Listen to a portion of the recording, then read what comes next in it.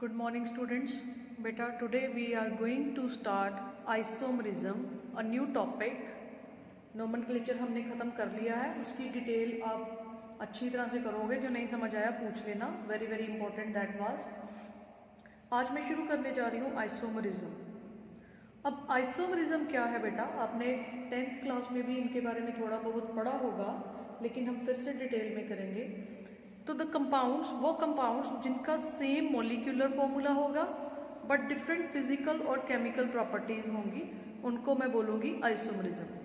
अब क्वेश्चन है कि अगर मॉलिक्यूलर फॉर्मूला सेम है तो फिजिकल और केमिकल प्रॉपर्टीज डिफरेंट क्यों है? The reason is due to different structural formula. They are called isomers and the process is called isomerism. Clear? दो तरह की आइसोमरिज्म होएगी, स्ट्रक्चरल आइसोमरिज्म, स्टीरियो आइसोमरिज्म। ठीक है बेटा जी। अब स्ट्रक्चरल आइसोमरिज्म के फर्दर क्या हमारे पास पार्ट्स होंगे, दैट इज स्केलेटल आइसोमरिज्म और चेन आइसोमरिज्म। इनको हम डिटेल में एक एक करके करेंगे बेटे। और या फिर हमारे पास आएगा functional isomerism, position isomerism, functional isomerism, tautomerism, metamerism. Stereo में होंगे geometrical isomerism and optical isomerism. Clear है बेटे? नाउ स्केलेटल आइसोमरिज्म, इसको हम डिटेल में करेंगे, या इसको चेन आइसोमरिज्म बोलेंगे, या स्केलेटल आइसोमरिज्म या चेन आइसोमरिज्म। सो सी, ये कौन से होंगे जिनमें चेन अलग अलग होगी? मान लो मेरे पास पेंटेन है, आई हैव पेंटेन। अब इसका फॉर्मूला क्या है? C5H12। अब इसकी चेन्स अलग अलग हो सकती हैं, जैसे कि देखो, लीनियर चेन, हाइड्रोजन पूरे कर दो, 5 कार्बन है और 12 मेरे पास हाइड्रोजन हो जाएंगे अगर आप काउंट करोगे। ये होगी नॉर्मल पेंटेन। ठीक है? और अगर मैं 4 की चेन बना दूं और एक साइड पे लगा दूं, ठीक है, इसका मैं कंडेंस्ड फॉर्मूला ही लिख सकती हूँ। इसके साथ कितने हाइड्रोजन आएंगे? 3, इसके साथ 2, इसके साथ 2, 3, इसके साथ 1, 3, 3, 9, 6, 3, 9, 2, 11, 1, 12। अब ये क्या है? आइसोपेंटेन। ठीक है बेटा। अब अगर लास्ट वाला आप लोग देखो तो चेन में 3 कार्बन की बनाऊं और उसके ऊपर मैं 2 इधर लगा दूं। इसके पास 3, 3, 3 एंड 3, और ये कौन सा हो गया? Neo pentane. तो this one is chain isomerism. इसमें क्या होगा बेटा, यू सी कि चेन अलग अलग है। C5H12 के मैं 3 तरह फॉर्मूले लिख सकती हूँ, तो दिस इज चेन आइसोमरिज्म। तो हो गया ना, molecular formula same but different structural formula. तो डिफरेंट स्ट्रक्चरल फॉर्मूला होने के कारण इनकी जो प्रॉपर्टीज है वो अलग अलग होंगी। आइसोमरिज्म है वो कंपाउंड्स जिनके मॉलिक्यूलर फॉर्मूला सेम है बट स्ट्रक्चरल फॉर्मूला डिफरेंट है। इनकी टाइप्स हैं आगे 2 तरह की है, स्ट्रक्चरल और स्टीरियो। स्टीरियो की मैंने फर्स्ट टाइप आपको बता दी कि चेन आइसोमरिज्म क्या है, मतलब चेन हमारी जो है उसको हम चेंज कर सकते हैं। Okay, now next is position isomerism. अब पोजीशन आइसोमरिज्म में क्या है बेटा, सपोज मेरे पास है अल्कोहल 1, 2, 3, इस पे OH लग गया, इस पे H, इस पे H, इस पे H, इस पे H, H, H, H, H। Functional group की अगर मैं पोजीशन चेंज कर दूं, 1, 2, 3, OH मैं यहाँ पे लगा दूं, H, H, H, H। Now what is this? This is propane 1 ol, E मैंने काट दिया, and this is propane 2 ol। इसकी अगर आप चाहो तो हम और एग्जांपल्स कर सकते हैं। मान लो मेरे पास ये क्या हो गया, अब मैंने H नहीं पूरे करने, आप लोग खुद देख लेना। H यहाँ पे 2 आएंगे, यहाँ पे 1, यहाँ पे 2, 2, 3 ये। और अगर यही मैं, ये क्या हो गया, पेंट 1 इन, ये पेंट 1 आइन, ठीक है, सॉरी पेंट 2 इन, गलत लिख गई मैं, फंक्शनल ग्रुप चेंज हुआ है, उसकी पोजीशन चेंज हुई है, ठीक है। और एग्जांपल लिख सकती हूँ मैं, like CH3 CH2 CH2 COH HCH3। ये क्या है? 1 2 3 4 5 1 2 3 4 5 दिस इज पेंटेन 2-ol। और अगर मैं इसका बना दूं 1 2 3 4 5 OH यहाँ पे लगा दूं तो ये क्या बन गया? Pentane 3-ol। So these are all position isomerisms, ठीक है। मतलब पोजीशन फंक्शनल ग्रुप की हम चेंज कर सकते हैं, चाहे वो फंक्शनल ग्रुप है, चाहे वो डबल बॉन्ड है, ट्रिपल बॉन्ड की भी आप एग्जांपल ले सकते हो। Next is functional group isomerism. ये वो आइसोमरिज्म है जब आप किसी एटम की पोजीशन चेंज करो तो फंक्शनल ग्रुप भी चेंज हो जाए। इसकी बेटा बड़ी एग्जांपल्स हैं हमारे पास, लाइक ईथर्स एंड अल्कोहल्स। देखना, मैं एटम की पोजीशन चेंज करूंगी, फंक्शनल ग्रुप भी चेंज हो जाएगा। मान लो मेरे पास CH3 CH2 OH है। अगर मैं CH3O यहाँ पे कर दूं और यहाँ पे CH2 के साथ H लगा दूं तो इसमें कितने कार्बन? सब में कार्बन है 3, हाइड्रोजन है 6। देखो इसमें भी 3 2 5 1 6 3 3 6 और ऑक्सीजन है 1। और इसके मैंने पोजीशन एटम्स की चेंज करके एक को अल्कोहल बना दिया, एक को ईथर बना दिया, ठीक है।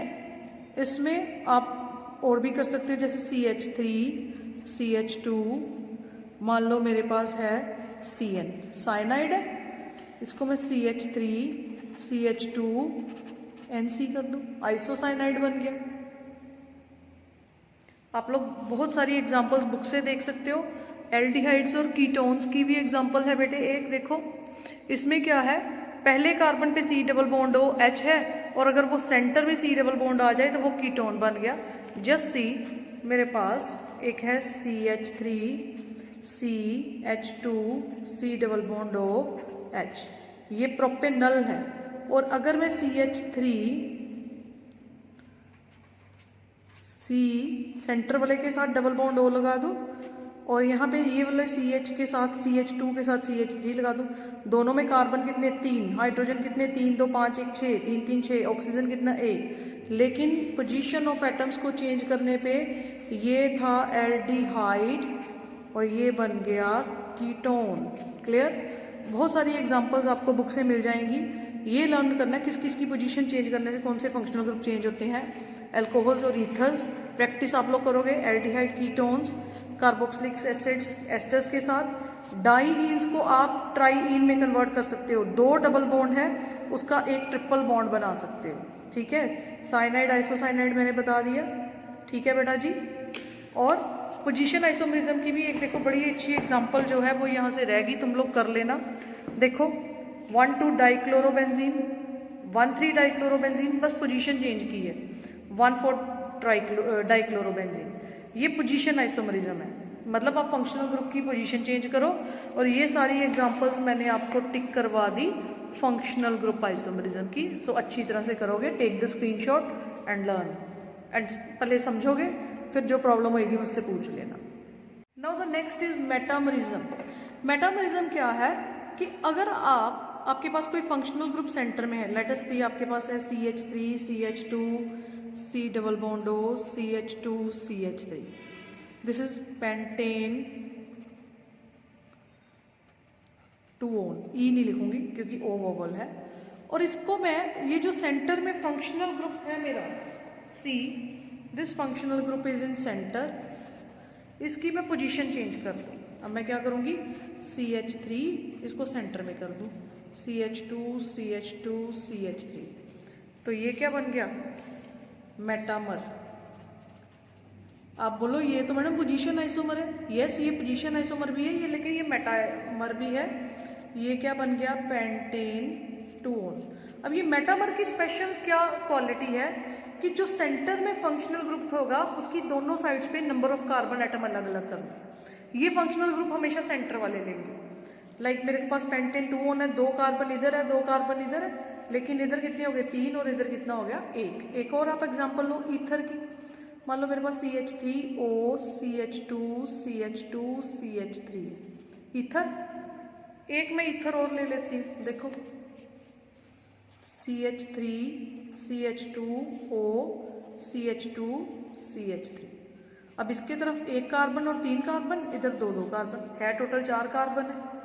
इसका नाम होगा इथॉक्सी इथेन, इसका नाम है मिथॉक्सी प्रोपेन। छोटे को मैंने एल्कोक्सी कर दिया, बड़े को एल्केन। तो ये मेटामर है, स्पेशल टाइप, मतलब जो सेंटर में फंक्शनल ग्रुप है उसकी दोनों साइडों पे नंबर ऑफ कार्बन एटम्स अलग अलग करती है। ओके, इसकी और एग्जांपल्स भी मैं आपको बुक से बताती हूँ बेटा। सी पहली मैंने आपको करवा दी कीटोन की, देखो सेम है, ईथर की सेम है। फिर अमाइन की, सेंटर में NH है और इधर 2 कार्बन है, फिर NH इधर आ गया, इधर 1 और इधर 3 हो गए। सो आप ये डिफरेंट एग्जांपल्स जो है वो बुक से करोगे। नेक्स्ट इज बेटा टॉटोमरिज्म, वेरी वेरी इंपॉर्टेंट, इसको ध्यान देना। इसको हम कीटो इनोल आइसोमरिज्म बोलते हैं, कीटो इनोल, यानी कि जो कीटो ग्रुप है वो कहाँ में कन्वर्ट होगा, इन ओल में, मतलब डबल बॉन्ड और OH में कन्वर्ट होगा कीटो ग्रुप। मेरे पास एक एग्जांपल आप देखो, मान लो मेरे पास है CH3 C double bond O CH2 CH3, ठीक है, ये कीटोन है।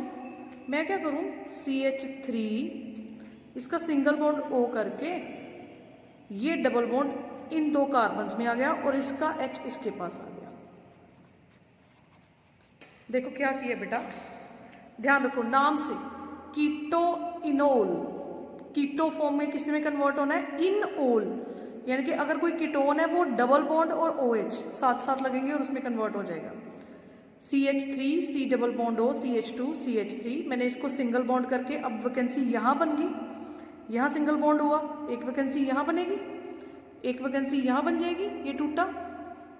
इसकी वैकेंसी को पूरी करने के लिए मैंने AH यहाँ ले आई, तो वैकेंसी यहाँ भी बन गई। इन दोनों की पूरी करने के लिए यहाँ डबल बॉन्ड लग गया। तो इसका नाम क्या है, इसका नाम अगर आप देखो तो इसका नाम है ब्यूटेन-2-ओन। कीटोन फॉर्म किस में कन्वर्ट हो रहा है, ब्यूट 2-इन-2-ओल, इन-ओल फॉर्म में। वेरी वेरी इंपॉर्टेंट आइसोमरिज्म बेटा, इसको बड़े ध्यान से करना, बहुत इंपॉर्टेंट है। Keto enol isomerism, keto form is converted into enol form. हमेशा जो C डबल बॉन्ड O होगा वो टूट जाएगा, C पे वैकेंसी क्रिएट होगी, O पे वैकेंसी क्रिएट होगी, O की वैकेंसी को 60 वाला हाइड्रोजन पूरी कर देगा, H यहाँ पे आ गया और ये फिर यहाँ पे भी एक पोजीशन बन गई, खाली हो गया। इसको और इसको पूरा करने के लिए दोनों में डबल बॉन्ड आ गया। अब फाइनली ज्योमेट्रिकल आइसोमरिज्म, बेटा ऑप्टिकल हमारे सिलेबस में नहीं है तो हम सिर्फ ज्योमेट्रिकल आइसोमरिज्म बोलेंगे। ये कौन सी आइसोमरिज्म है, इसको हम बोलते हैं सिस ट्रांस आइसोमरिज्म। मान लो मेरे पास C डबल बॉन्ड C है, ये बात याद रखना है कि ये सिर्फ डबली बॉन्डेड कार्बन्स में होगी, सिंगल बॉन्ड में नहीं होगी, ये सिर्फ डबल बॉन्ड में होगी। मान लो मेरे पास यहाँ पे CH3 है, यहाँ पे Cl है, यहाँ पे CH3 है, यहाँ पे Cl है, सेम ग्रुप सेम साइड पे, ठीक है। तो ये कौन सी फॉर्म होगी, सिस। यही C double bond C CH3 Cl और ये C double bond C CH3 Cl, लेकिन इधर वाला Cl ऊपर हो जाए और CH3 नीचे आ जाए। सेम ग्रुप सेम साइड पे cis form, same group different side पे, तो ये हो गया ट्रांसफॉर्म। ये दोनों कंपाउंड्स अलग हैं, सिर्फ पोजीशन चेंज होने की वजह से कंपाउंड अलग हो गया। इसका बेटा मैं अगर मैं नाम करूं तो ये क्या नाम होगा, 1 2 3 4, 2 3 पे क्लोरीन लगा, 2,3 डाई क्लोरो ब्यूट 2-इन, ये भी सेम है, 2 3 डाई क्लोरो ब्यूट 2-इन, लेकिन ये सिस फॉर्म है और ये ट्रांस फॉर्म है, क्योंकि सेम ग्रुप अगर सेम साइड पे होंगे तो सिस, सेम ग्रुप अगर डिफरेंट साइड पे होंगे तो ट्रांस। अब ये आइसोमरिज्म में दोनों में स्टेबल कौन सा होगा, ट्रांस। याद रखो दोनों में स्टेबल कौन सा होगा, ट्रांस। आपसे ये क्वेश्चन आता है सिस ट्रांस में ज्यादा स्टेबल कौन है, तो हम बोलेंगे ट्रांस। क्यों, क्योंकि बल्कि ग्रुप ऑपोजिट साइड पे है तो स्टीरिक हिंड्रेंस नहीं होगी, एक दूसरे को ये रिपल्शन नहीं करेंगे। यहाँ पे बल्कि ग्रुप सेम साइड पे है तो स्टीरिक हिंड्रेंस होगी। तो ज़्यादा स्टेबल कौन सा है? ट्रांस। अब क्वेश्चन है कि ये डबल बॉन्ड में क्यों होता है, ट्रिपल बॉन्ड में क्यों नहीं होता? तो बेटे देखो, अगर तो सिंगल बॉन्ड है, suppose this is a single bond, ये सॉरी, अगर suppose this is a single bond, ये रोटेट कर ही जाएगा, ठीक है। 1 मिनट में ये सिस होगा, 1 मिनट में ये ट्रांस होगा। अगर सिंगल बॉन्ड होता तो रोटेट कर ही जाना था, ठीक है। तो कोई दोनों में डिफ्रेंशिएट ही नहीं है। लेकिन अगर मेरे पास होते डबल बॉन्ड, सपोज मेरे पास ये डबल बॉन्ड है, इनको मैं रोटेट करूंगी तो टूट जाएगा। देखो ये डबल बॉन्ड को मैं रोटेट करूंगी तो टूट जाएगा, रप्चर हो जाएगा। सिंगल बॉन्ड नहीं टूटेगा, जितना मर्जी रोटेट करी जाओ। तो सिंगल बॉन्ड की फ्री रोटेशन है, इसलिए उसमें सिस ट्रांस अलग अलग नहीं होते। डबल बॉन्ड जो जहां पे एक बार बन गया, अगर वो दूसरी तरफ घूमेगा तो टूट जाएगा। इसलिए हम कहते हैं geometrical isomerism is always in double bonds due to, अगर रीजन पूछे तो एक ही वर्ड लिखोगे, ड्यू टू रिस्ट्रिक्टेड रोटेशन, ठीक है। और सिंगल बॉन्ड में ये नहीं होती due to free rotation. Very very important. Double bond में सिस ट्रांस आइसोमरिज्म होती है ड्यू टू रिस्ट्रिक्टेड रोटेशन, और सिंगल बॉन्ड में नहीं होती due to free rotation. That's all for today. बाकी हम कल करेंगे। अच्छी तरह से बेटा इसको समझ लेना। Good luck.